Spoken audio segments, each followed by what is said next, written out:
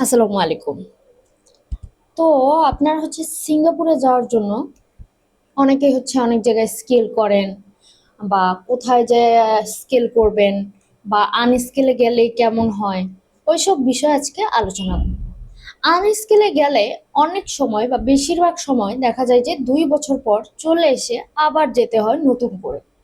আর যদি আপনাদের কাছে এরকম সুযোগ থাকে যে সিঙ্গাপুরে যেয়ে আপনারা স্কিল করে তারপরে আহ, কাজ করছেন, এই বিষয়টা আপনাদের কাছে কেমন লাগে? আপনারা স্কিল যে পিরিয়ডের সময়টা আছে, যে 3 মাস আপনাদের ট্রেনিং দিবে, সেই 3 মাসের আপনারা স্যালারিও পাচ্ছেন, ট্রেনিংও নিচ্ছেন, এবং আপনার স্কিল পেপারটাও বা স্কিলটাও রেডি হয়ে যাচ্ছে।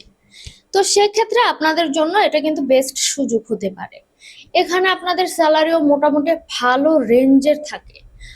আর এখানে হচ্ছে আপনাদের বাংলাদেশে থেকে এত এত টাকা খরচ করে স্কিল না করে বা সময় নষ্ট না করে আপনারা সরাসরি সিঙ্গাপুর থেকে সিঙ্গাপুরের কোম্পানিতে ট্রেনিং করে স্কিল করতে পারছেন। তো যারা যারা এই বিষয়ে ইন্টারেস্টেড আছেন তারা হচ্ছে আহ, নির্দিষ্ট কোনো জায়গা থেকে বা বিশ্বস্ত কোনো এজেন্সি থেকে কাজ করতে পারেন। আর কোনো প্রশ্ন থাকলে আপনারা ইনবক্স করতে পারেন।